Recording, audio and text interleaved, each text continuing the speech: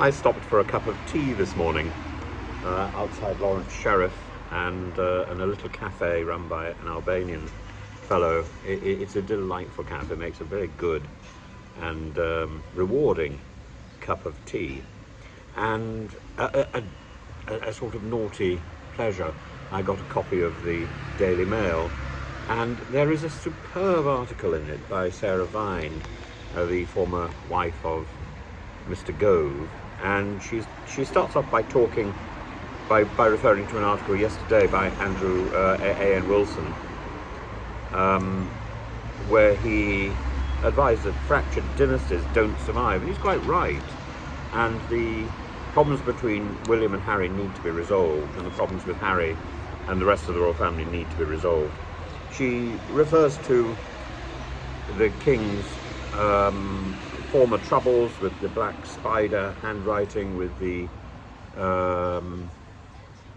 tapped recording about the sanitary product, and suggests, I think quite wisely, that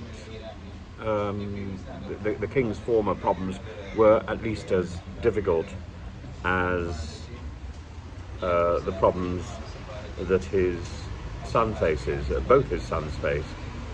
And she talks about the deep trauma of the Princess of Wales' death, the former Princess of Wales' death, Diana, their mother's death. And then she uses very interesting language. She talks about the inner rage and resentment.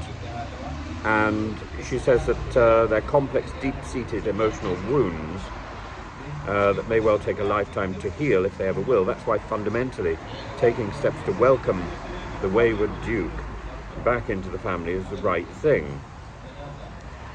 And then she talks about Prince William. So far, of course, I entirely agree with her. In fact, I agree with almost everything she writes, which is rare. And she'd started by saying how the Queen, the late Queen, was able to compartmentalise things, that although she felt deeply about things, she was able, as many people in her generation were, to compartmentalise stuff and to make decisions and then stick to them. And she thinks that Prince William has inherited this trait. I'm not quite sure whether she has evidence for this, but what I think Prince William has inherited is a stubbornness, and that's slightly different.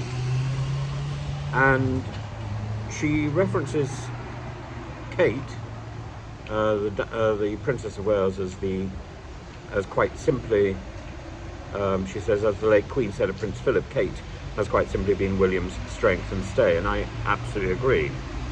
But then she goes on to say something which I've not seen in print before, and I think it's telling.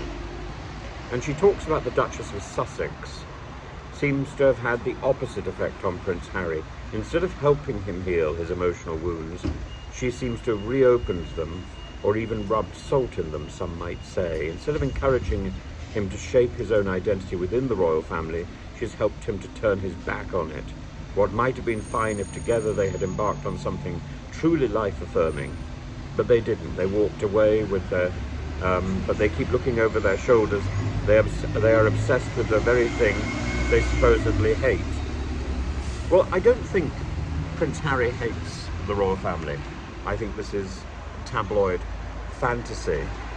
I certainly think Sarah Vine is right in saying that the Duchess of Sussex has not greatly helped to restore the damage.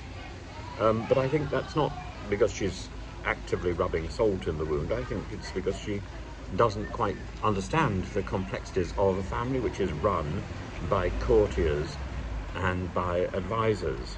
They aren't able to make up their own mind. They are pushed and bullied and shoved in all directions. And I think we ought to have sympathy for the King, for the Prince of Wales, from that point of view. And I think that's a story which is not often enough exposed or discussed. Prince Harry is very much in a position where he's not being pushed around by courtiers, but I think he's been given the wrong advice because he's listening to the rubbish which is being filtered through the tabloid press.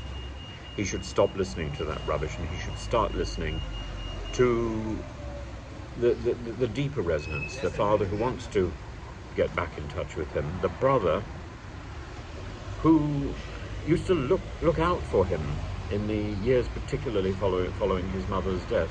And that's quite clearly spelled out in Spare, and there's enough affection there, there's enough